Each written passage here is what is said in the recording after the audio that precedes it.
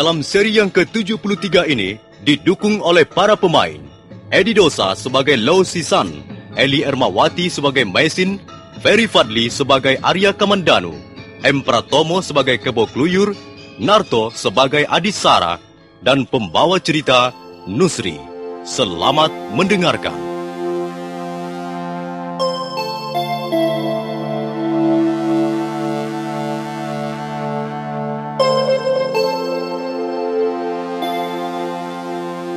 Kebo Kluyur dan Adisara terus melangkah ke arah Maisin. Setelah sepeminuman teh lamanya berjalan, mereka pun sampai di sebuah jalanan berbatu. Jalan itu menanjak dan kanan kirinya penuh ditumbuhi tanaman liar. Aku yakin sekarang kita bisa menangkap dua orang asing itu, Adisara. Menuju kemanakah jalan berbatu ini, Paman? Aku sendiri belum tahu. Tapi memang tempat ini sangat bagus untuk bersembunyi. Letaknya terlindung oleh gundukan bukit-bukit kecil. Pasti rombongan Tuan Empu Tong Bajil tidak akan pernah sampai kemari. Iya, mereka berpencar ke arah lain, Paman. Dengar, Adisara. Pendekar asing itu, menurut Tuan Tong Bajil, terluka parah di bagian lambungnya. Kalau sekarang ini kita sergap, pasti dia tak akan berkutik. Jadi, walaupun dia menggunakan pedang yang menyeramkan itu, kita pasti akan dapat membekuknya. Lagi, kesempatan baik ini harus kita gunakan. Hati-hati jalannya, jangan sampai menimbulkan suara yang mencurigakan. Ayo.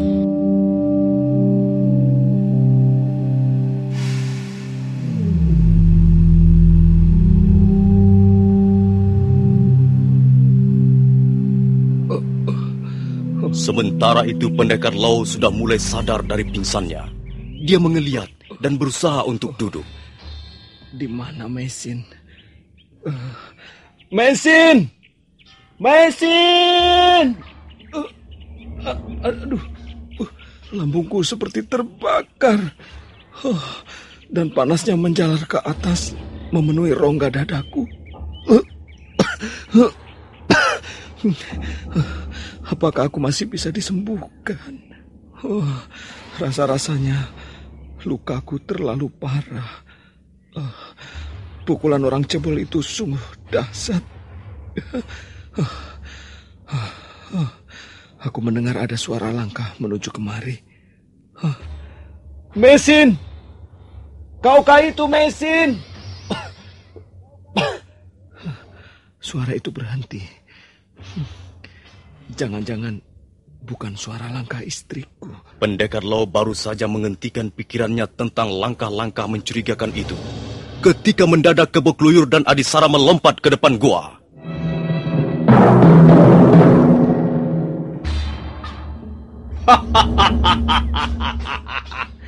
Lihat, Adisara.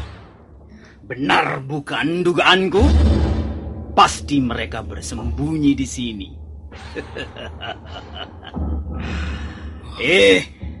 Apa kabar pendekar asing? Kalian pasti orang-orang yang mengejar kami. Hah? Iya, benar. Dan sekarang kamilah yang akan menangkapmu. Apa yang akan kulakukan? Apakah aku bisa mengadakan perlawanan kalau mereka nanti menyerang? Paman Kebo Kluyur. Iya. Agaknya lukanya itu benar-benar parah, Paman. Itu lebih bagus. Kita tidak perlu susah payah untuk membekuknya, bukan? Tubuhku merasa lemah sekali. Dan rasa sakit di lambungku semakin menyengat. Rasanya aku tidak akan mampu lagi untuk bertempur melawan mereka. Orang asing. Kami tahu lukamu itu cukup parah. Karena itu, kami sarankan agar kau dengan sukarela menyerah. Kami tak akan membunuhmu. Bahkan kami tak akan menyakitimu. Menyerah? Apakah aku harus menyerah? Tidak, aku akan melawan. Aku harus melawan apapun yang akan terjadi. Lihat, Paman. Dia masih mencoba untuk berdiri, Paman. Dia tak bisa berbuat apa-apa lagi. Hanya dengan kemampuan berdiri sempoyongan seperti itu, dia justru akan membuat lukanya semakin berat. Apa yang kalian inginkan dariku? Cepat katakan. Kalau kau ingin agar aku menyerah, maaf, aku tak bisa memenuhi keinginan kalian itu. Jadi kau yang sudah setengah mampus itu masih mau melawan? Gila! Pendekar Rasing ini benar-benar gila Adisara. Tapi justru kegilaannya itulah yang membuatnya lebih celaka. Ayo Adisara, sergap dia! Iya! Aduh!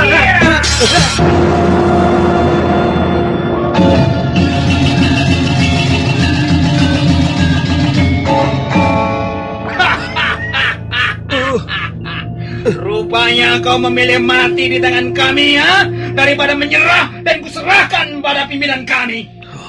Aku benar-benar sudah tak mampu berbuat apa-apa. Rasa sakit ini makin menyengat dan sangat mengganggu gerakanku. Tapi aku tak sudi menyerah begitu saja.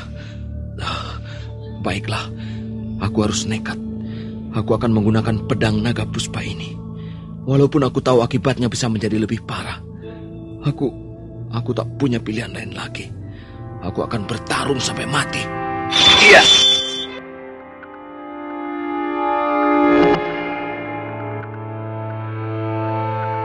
Awas paman, dia masih berusaha melawan dengan pedangnya itu. Awas! Ngajar, pendekar bandel. Dia pikir kita akan takut menghadapi senjatanya itu, ha? Ayo Adisara, dia sudah sekarat. Dia sudah tak bisa berbuat banyak dengan senjatanya itu. Mari kita gempur bersama-sama.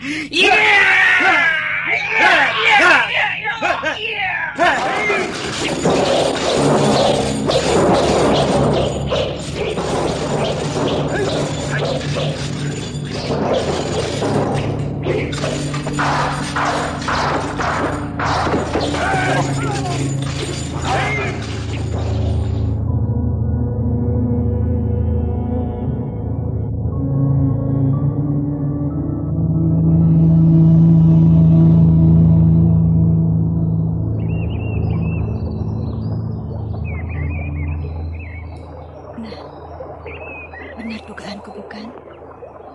Ada sungai di sekitar tempat ini. Airnya bening sekali. Tapi apakah di tepian sungai ini tumbuh daun-daunan yang kubutuhkan? Sebentar, aku harus mencarinya. Nah, ini ada daun yang pinggirannya bergerigi. Untung sekali aku dapat menemukan daun ini. Tapi masih ada 2 jenis daun lagi. Entahlah, apa di sini ada ataukah tidak? Maisin terus memetik daun-daunan di sepanjang tepian sungai. Tapi ketika dia bermaksud memetik daun jenis lain yang bentuknya panjang-panjang seperti pita seorang gadis remaja, dia merasa kesulitan karena tangkai daun itu menjorok ke arah sungai.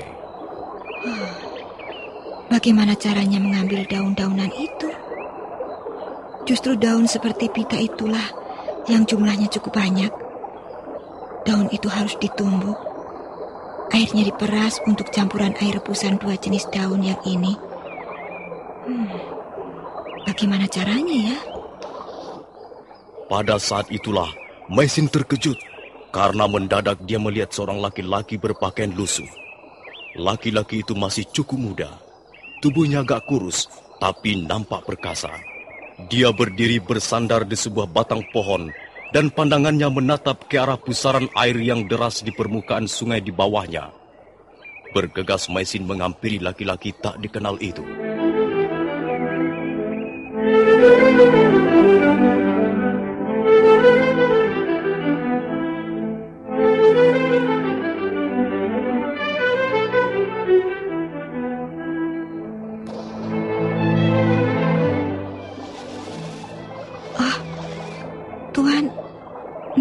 Tuan, apakah yang Tuan kerjakan di situ? Bolehkah saya mengganggu sebentar? Tuan, saya membutuhkan membutuhkan daun yang panjang-panjang di tepi sungai itu, yang bunganya berwarna ungu terong itu. Dapatkah Tuan menolong saya mengambilkannya? Saya sangat membutuhkannya untuk ramuan obat. Dia diam saja, tak menjawab. Bahkan menoleh pun tidak. Dia hanya menatap ke arah pusaran air di bawahnya. Ada apa dalam pusaran air itu? Apa yang dilihatnya dalam pusaran air itu? Tuan, apakah Tuan tidak mendengar suara saya?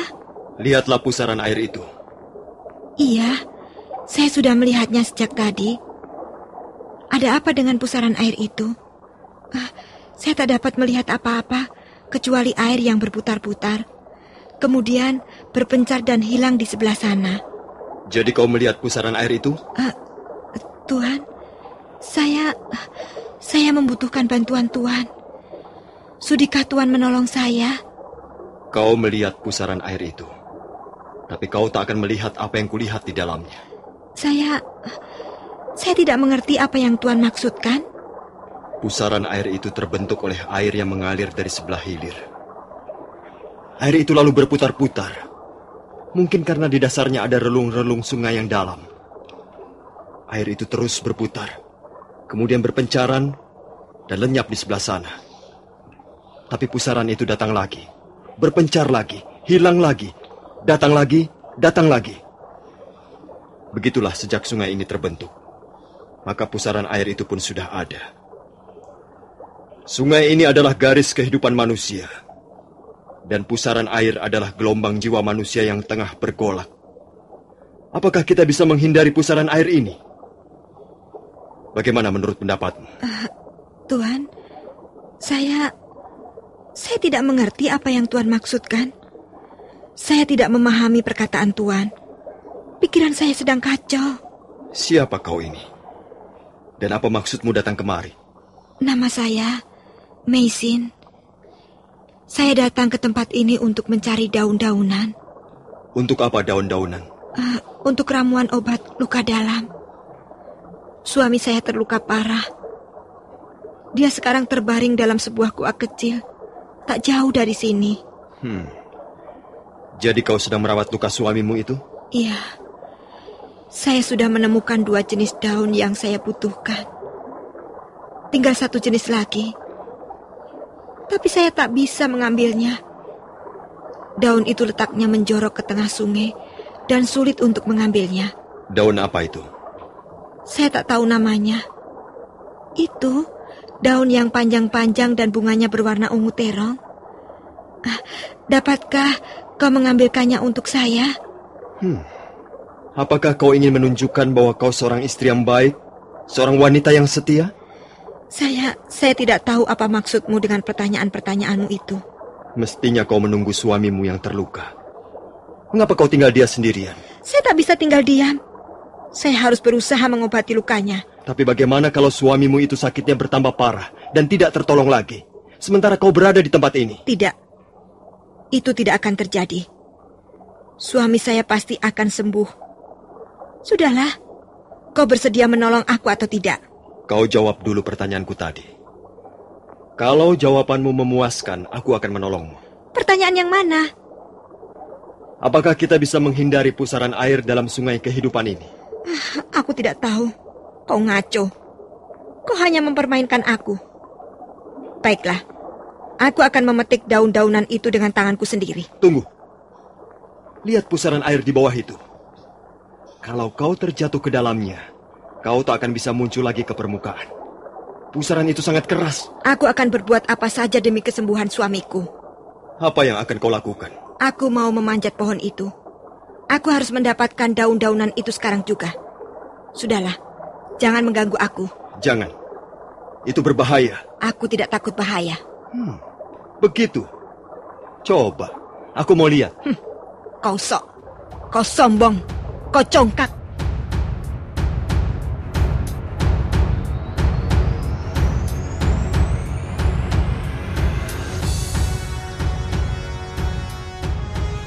Maisin segera melompat dan berlari ke arah pohon yang dimaksudkan. batang pohon itu tidak cukup besar untuk dipanjat orang dewasa. Karena itu, dia melengkung ketika tubuh Maisin berayun-ayun di tengahnya. Wanita itu bersedia mengorbankan nyawanya sendiri demi menyembuhkan sakit suaminya. Apakah itu yang dinamakan cinta sejati yang diberikan seorang wanita pada laki-laki? Oh, wanita itu nekat sekali. Batang pohon itu bisa patah dan dia pasti akan tercebur ke dalam pusaran air di bawah. Nah, apa kataku? Pohon itu pasti akan patah. Hiat!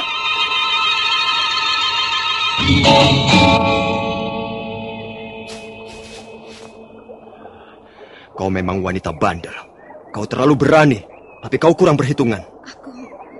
Aku harus menyelamatkan nyawa suamiku. Kau jangan menghalang-halangi aku.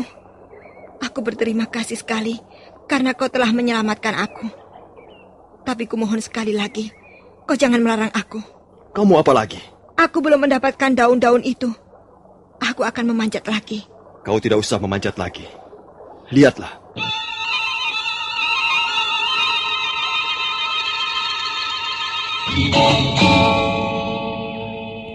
Maisin terkejut begitu melihat tangan laki-laki itu sudah penuh pucuk-pucuk daun yang dimaksudkan. Rasa herannya masih belum habis melihat kecepatan gerak laki-laki itu ketika menyambar tubuhnya hingga tidak terjatuh ke dalam pusaran air. Dan sekarang dia menjadi lebih heran karena rupanya sambil menyambar tubuhnya, laki-laki kurus itu masih sempat menjambret beberapa tangkai daun yang dimaksudkan. Orang ini tentu memiliki kemampuan ilmu yang tinggi. Mudah-mudahan saja dia bukan berasal dari kelompok Empu Tong Bajil. Ini, ambillah. Apakah masih kurang? Tidak, Tuhan. Cukup. Ini sudah cukup banyak. Bagaimana saya harus berterima kasih pada Tuhan? Dengan menjawab pertanyaanku tadi. Apakah manusia bisa menghindari pusaran air dalam sungai kehidupan ini? Apakah Tuhan sudah mempunyai jawabannya sendiri? Aku ingin mendengar pendapatmu. Menurut pendapat saya, pertanyaan Tuhan itu terlalu mengada-ada. Maksudmu? Mengapa Tuhan mempersoalkan pusaran air? Bukankah itu ada dan nyata? Iya, benar. Saya sependapat. Dalam sungai kehidupan yang abadi ini, banyak terdapat pusaran, jeram, arus, batu-batuan, riak air, relung sungai yang dalam. Tapi untuk apa kita memikirkan soal itu? Semua itu sudah ada sebelum kita dilahirkan. Setelah kita dilahirkan, dan setelah kita semua ini lenyap kembali ke dalam dunia yang menjadi asal-usul kita. Nah, mengapa kita harus memikirkan apa yang tak patut kita pikirkan? Bukankah itu akan membuat kita susah sendiri? Ya, barangkali jalan pikiran saya ini sangat sederhana. Saya hanya meyakini satu hal. Ialah setiap kesulitan pasti ada jalan keluarnya. Saya hanya membutuhkan semangat untuk berusaha, untuk bekerja, untuk berbuat sesuatu yang bermanfaat. Itu saja. Bagaimana? Tuhan puas mendengar jawaban saya ini? Oh, iya. Jawabanmu membuka lembaran buku pengertian baru dalam kehidupanku. Terima kasih. Sekarang saya harus segera kembali. Terima kasih atas pertolongan Tuhan. Silakan. Mudah-mudahan usahamu berhasil. Hei, mengapa kau masih berdiri di situ? Apakah Tuhan tak ingin melihat suami saya? Baiklah. Kau berangkat dulu. Aku juga mempunyai sedikit pengetahuan tentang ramuan obat-obatan. Aku akan mencari daun-daunan dan akar pohon. Siapa tahu suamimu dapat disembuhkan dengan ramuan obat buatanku. Terima kasih. Ternyata Tuhan adalah seorang yang baik hati. Berangkatlah dulu. Nanti aku akan menyusul.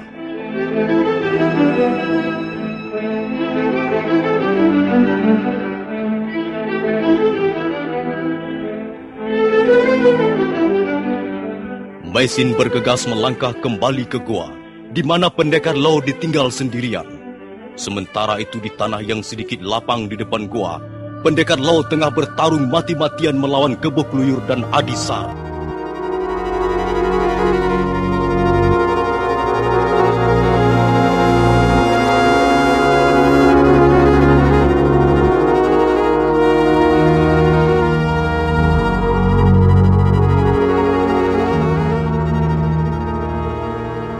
pendekar Law nampak kewalahan menghadapi dua pendekar yang terus memerondongnya dengan serangan silih berganti.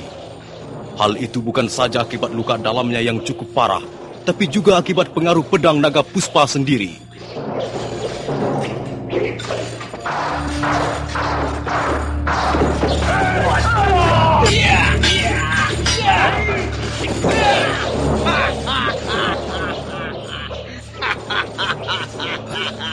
Adisara, lihat! Dia sudah semakin parah. Lihat, gerakannya sudah semakin lambat, seperti babi kekenyangan. Pengaruh pedangnya semakin kuat. Getarannya menyedot habis sisa-sisa tenagaku. Dia sudah sekarat, Paman. Iya, dia pasti binasa di tangan kita. Ayo, kita gempur sekali lagi. Dia pasti mampus.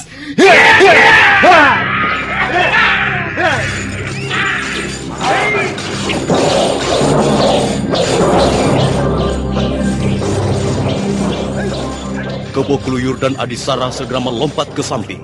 Dengan cepat dua pendekar itu menyiapkan jurus-jurusnya untuk mengakhiri perlawanan pendekar Law yang nampak sudah sangat payah. Nah, para pendengar sekalian, bagaimana kisah selanjutnya?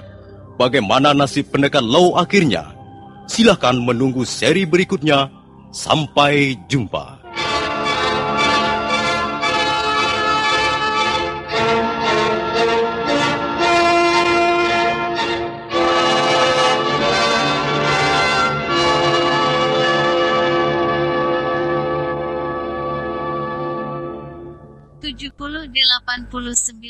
An Kenangan Masa Lalu Channel.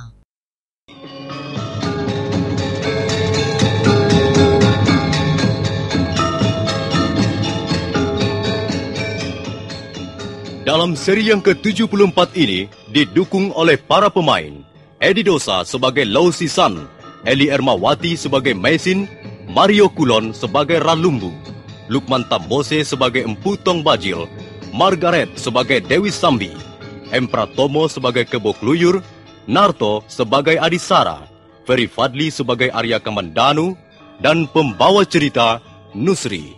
Selamat mendengarkan. Kebo Kluyur dan Adisara melompat ke samping hampir bersamaan. Kebo Kluyur segera menyiapkan serangan baru dengan senjata kala rantai, sementara Adisara mulai membuka jurus setan rebutan sajen. Sementara itu, pendekar Law masih berdiri dengan sempoyongan karena pengaruh pedang naga puspa yang semakin kuat. Mari Paman Kebo Kluyur, orang ini sudah sekarat. Iya, satu atau dua kali gebrakan lagi, dia pasti akan terjungkal mampus, Adisara. Ayo, kita mulai.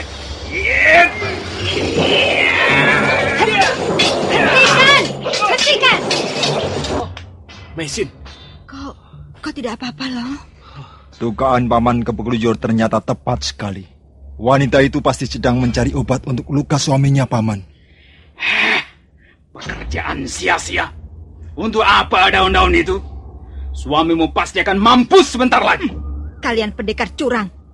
Kalian hanya berani menyerang pada saat kami sedang terpojok. Tentu saja, kami harus memanfaatkan keuntungan ini. Kami tak ingin menjadi orang-orang bodoh. Ayo, Adisara, sekalian sabet saja perempuan itu. Beres, Paman.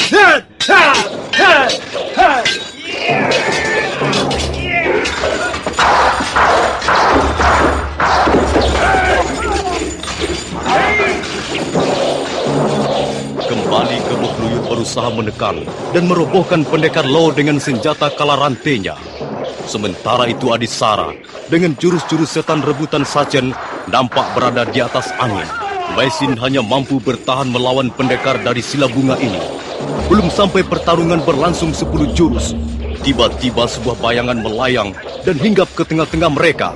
Pertarungan terhenti.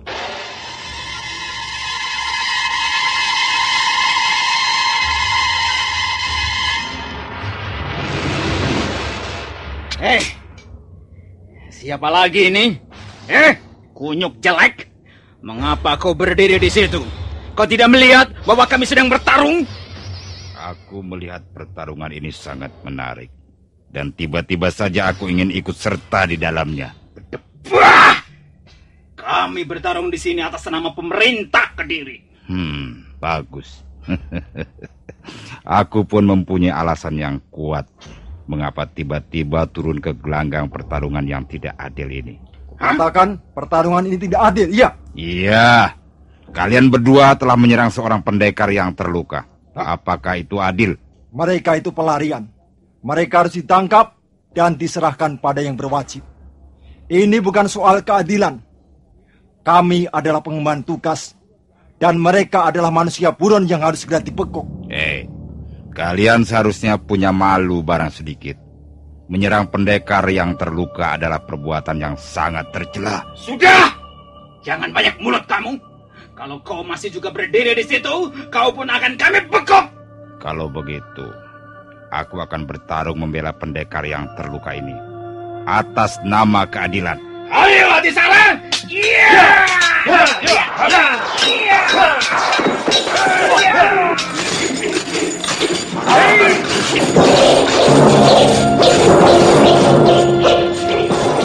Sekarang Kebo Kluyur menghadapi pendekar yang baru saja datang.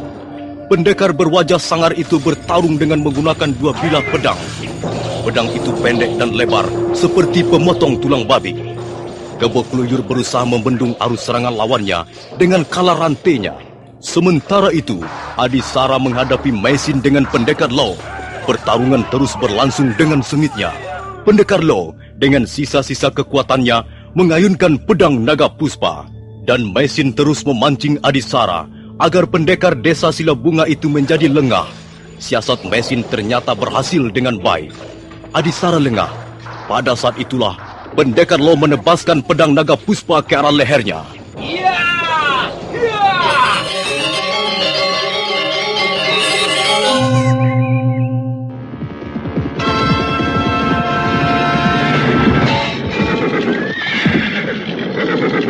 Apa yang terjadi, Kebo Kluyur? Adisara terbunuh, Tuan. Lihat, kepalanya terpental jauh dari tubuhnya. Adisara. Siapa yang melakukannya? 2 orang pendekar asing itu, Tuan. Kami berhasil menemukan mereka di tempat ini. Kami lalu menyergap bersama-sama. Tapi kemudian ada seorang pendekar lain, entah dari perguruan mana, datang membantu. Jadi tikus-tikus busuk itu bersembunyi di sini, ya? Benar, Tuan. Tapi sekarang mereka sudah kabur lagi. Sudah lama mereka kabur, Kebo Kluyur? Belum terlalu lama, Tuanku Dewi. Kalau begitu, kita masih bisa mengejar mereka, Kakang Bajil. Iya, tentu saja. Kebo Kluyur. Iya, Tuan. Bawalah kuda-kuda ini ke rumahku di Jasun Wungkal. Kami akan mengejar mereka dengan jalan kaki. Dengan begitu kami bisa lebih teliti memeriksa keadaan di sekitar. Dan kita bisa menyusup kemana-mana. Baik, Tuan. Ayo, Baik, Sambi. Mumpung mereka belum terlalu lama. Aku yakin mereka masih berada tak jauh dari tempat ini.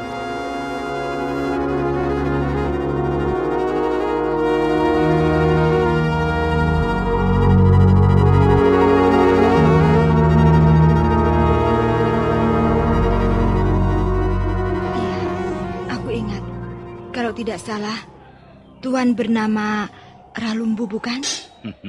Dan bukankah kita pernah bertemu di tepi hutan tarik? Iya, benar. Saya memang Ralumbu. Saya pendekar berasal dari Gunung Lamongan yang gagal mengikuti pertandingan di Candi Surabada.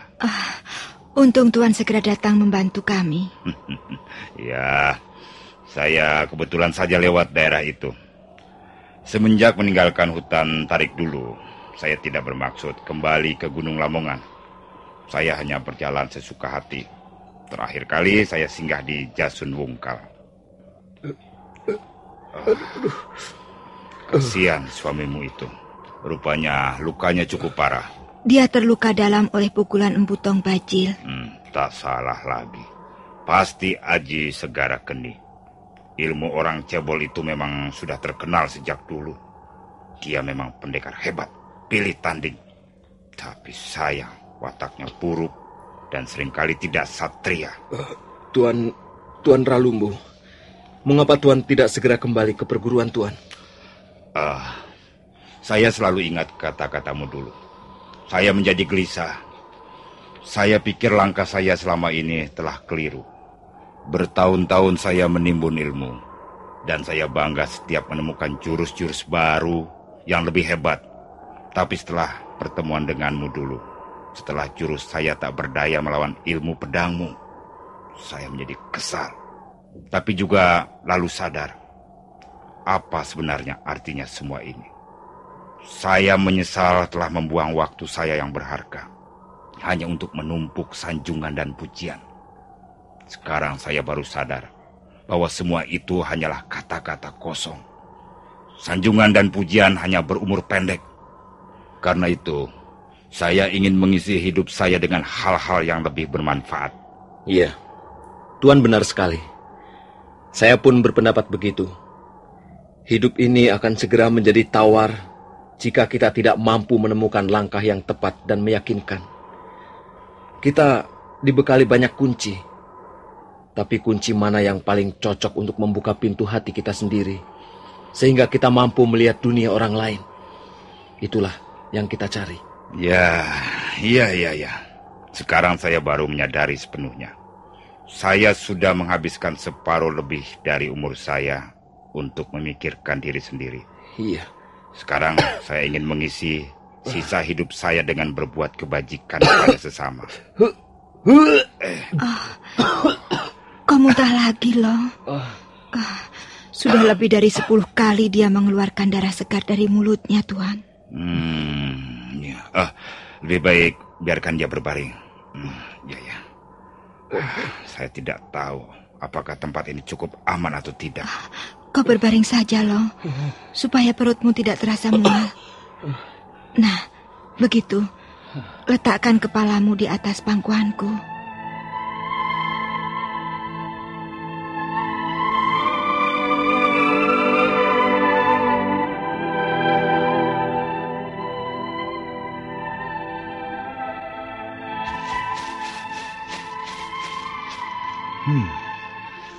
Di mana wanita itu? Bukankah gua kecil ini yang dimaksudkannya? Mengapa sepi? Tak seorang pun nampak di sini. Tempat ini morat-marit, acak-acakan. Pasti telah terjadi sesuatu. Itu daun-daun yang dikumpulkan wanita itu. Pada berantakan berhamburan kemana-mana. Dan ada noda-noda darah yang cukup banyak di sela-sela rumput ini. Barangkali telah terjadi perkelahian yang cukup seru di tempat ini. Dan jangan-jangan wanita dan suaminya itulah yang menjadi sasaran.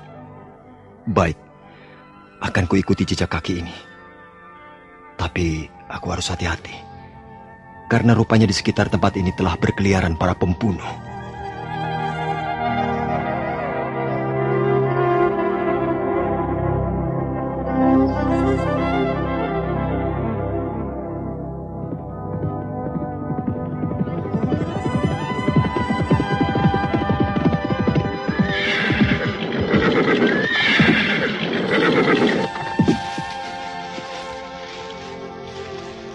Kemana kita akan terus mengejar, Kakang Bajil? Belok ke arah kiri atau jalan terus? Apa yang kau pikirkan, Kakang? Aku masih belum bisa menebak siapa orang bercadar merah yang telah membantu mereka itu. Apakah orang yang sama juga yang telah membantu mereka melawan Kebo Kluyur dan Adisara? Apakah itu penting kita perhitungkan? Tentu. Kita harus mengukur kekuatan kita. Kalau apa yang dikatakan Kebo Kluyur benar, berarti mereka sekarang bertiga. Aku bisa menghadapi perempuan asing itu, Kakang. Dan Kakang menghadapi 2 orang yang lain. Kukira hal itu tidak sulit. Karena yang satu sudah terluka parah, Kakang.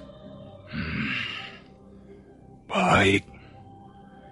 Tapi kali ini kita harus bekerja lebih cermat. Aku tak ingin melihat mereka lolos lagi. Mereka harus bisa kita tangkap sekarang ini.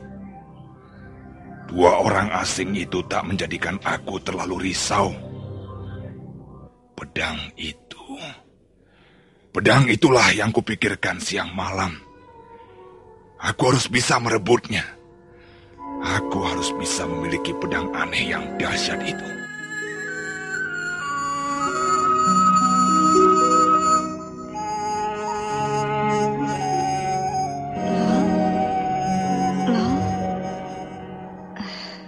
Dia tertidur. Ya, biarkan saja dia tidur. Itu akan lebih baik untuk menjaga kesehatannya. Kau juga perlu istirahat untuk menjaga kesehatanmu. Aku harus menjaganya, Tuhan. Ya, aku kagum pada kesetiaanmu. Kau sungguh-sungguh wanita berhati emas. Saya ingin suami saya sembuh. Saya tak ingin melihat dia menderita karena luka-lukanya. Kalian telah menemukan arti hidup yang sesungguhnya. Kalian suami istri yang saling mengasihi. Kami memang saling mengasihi. Suamiku ini seperti saudara tuaku sendiri. Kadangkala dia seperti orang tuaku. Usia kami memang terpaut jauh. Ya, usia tidak akan mempengaruhi kehidupan suami istri. Jika dua hati sudah bertaut, jika cinta mulai bekerja, maka kebahagiaan yang utuh akan memenuhi kehidupan suami istri. Semula, beberapa bulan setelah hari perkawinan kami, kami memang merasakan getaran-getaran rasa bahagia itu. Tapi entahlah, mengapa kebahagiaan itu mendadak lenyap. Oh ya, Tuan penduduk asli negeri ini, apakah Tuan mempercayai adanya sebuah benda yang bisa menimbulkan pengaruh buruk dalam hidup manusia yang memilikinya? Apa maksudmu? Semenjak suami saya memegang pedang itu, entahlah, hidup kami menjadi kacau balau. Saya seringkali berpikir, apakah mungkin karena pengaruh benda itu, hingga ketentraman kami menjadi porak-poranda. Di negeri kami sendiri, kami menjadi orang buronan. Dan sekarang, di negeri ini, kami pun dikejar dan diburu. Hidup kami senantiasa diliputi ketegangan. Kami bernafas dalam udara yang penuh ancaman. Nah, bagaimana pendapat Tuan Ralumbu? Apakah mungkin pedang itulah yang membawa sial pada diri kami? Apakah sebelum menyerahkan pedang naga puspa itu pada suamimu, Empu Ranubaya memberikan pesan-pesan tertentu? Iya, beliau berpesan agar lo merawat benda itu sebaik-baiknya. Beliau juga berpesan agar jangan sampai pedang itu jatuh ke tangan pendekar berwatak jahat. Karena kalau sampai hal itu terjadi, akan bisa menimbulkan bencana yang besar. Iya. Ya, kalau begitu sesungguhnya benda itu berwatak baik. Kalian tidak perlu meragukannya. Empu Ranubaya adalah seorang ahli senjata beraliran putih. Jadi saya kira benda-benda hasil ciptaannya pun berwatak putih. Tapi mengapa selama memiliki benda itu hanya pengalaman buruk saja yang kami dapatkan? Ya, kalau seseorang menyimpan harta benda yang tak ternilai harganya, tentu saja dia akan hidup kurang bebas dan kurang tenang. Seorang raja selalu gelisah karena menjaga tahta dan kekuasaan yang tak ingin direbut oleh orang lain. Demikian pula kalian. Pedang itu sangat besar nilainya. Itulah sebabnya kalian harus bekerja keras, berjuang mati-matian dengan mempertaruhkan segalanya demi menjaganya. Ya, anggap saja kalian mengemban suatu tugas yang suci dan mulia. Tak ada yang perlu disesali. Seekor gajah jantan yang perkasa akan melindungi gadingnya yang bernilai tinggi dari incaran pemburu. Nah, kalian pun demikian pula. Kalian harus rela, harus mau berkorban demi melindungi senjata itu dari incaran kaum pendekar yang bernafsu ingin memilikinya. Maisin, mengapa kau masih juga belum bisa mengerti? Mengapa kau masih juga menyalahkan benda ini, Mesin? Lau, aku sudah jenuh mengalami semua ini. Aku lelah hidup sebagai pelarian. Aku ingin hidup tenang dan damai, Lau. Mesin, hidup seperti itu merupakan dambaan semua orang. Tapi sesungguhnya tak ada hidup seperti itu. Hidup ini adalah tantangan. Hidup adalah masalah yang harus dipecahkan. Ya, suamimu benar. Kita jangan melarikan diri dari masalah yang selalu mengalir datang. Masalah atau tantangan harus kita jadikan sahabat dalam mengarungi hidup yang penuh teka-teki ini. Hidup tenang, damai, di mana tak ada masalah, tak ada tantangan, tak ada apa-apa. Justru bukan hidup namanya. Iya, saya juga sudah mengerti. Ayahku seringkali memberikan nasihat yang sama. Tapi rasanya sulit sekali untuk menjalankannya. Mesin, istriku. Semua ini sudah merupakan kehendak Sang Maha Pencipta. Kalau kita harus begini atau begitu, harus mengalami ini atau itu, pastilah ada maksudnya. Iya, suamimu benar juga. Serahkan saja semuanya pada kehendak Yang Maha Pencipta. Senang atau susah bukan wewenang kita. Tangis ataupun tawa itu sudah biasa. Usaha boleh kita lakukan sekuat kemampuan kita. Tapi manusia tak akan mampu menolak kodratnya.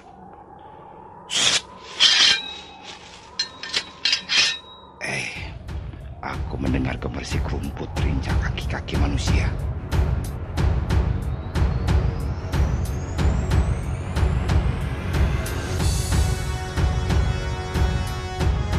Pendekar Lau, Mesin dan Ralumbu bersembunyi di sebuah celah tebing sungai yang sempit. Ralumbu segera melangkah dengan hati-hati keluar celah. Telinganya dipasangnya baik-baik, sementara kedua belah telapak tangannya mencengkram pedang pendek. Belum sampai 3 depa jauhnya dia melangkah dari arah samping kiri tebing berlompatan 2 bayangan manusia.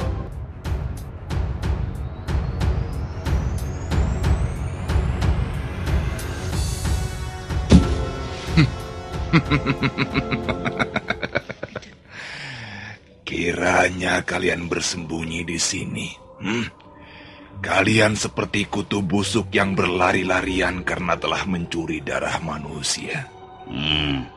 Kalau tidak salah, aku sedang berhadapan dengan 2 orang pendekar yang ternama saat ini.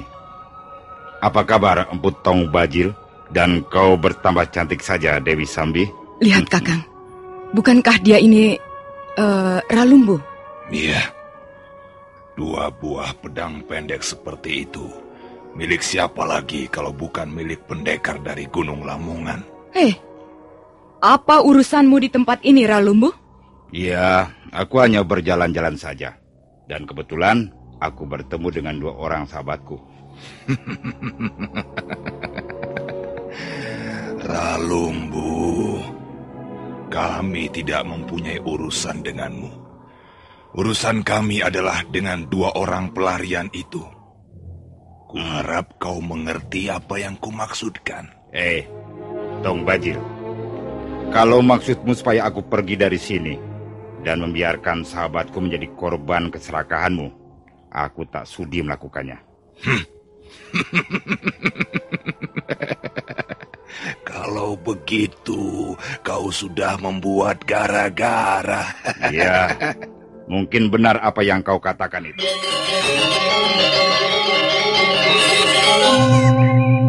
Merah padam wajah Empu Tong Bajil mendengar suara tantangan Ralumbu. Matanya mendelik dan napasnya menjadi engos-engosan. Nah, para pendengar sekalian, bagaimana kejadian selanjutnya? Apakah mereka akan bertarung dan bagaimana akhirnya nasib pendekar Lau serta istrinya? Silakan menunggu seri berikut. Sampai jumpa.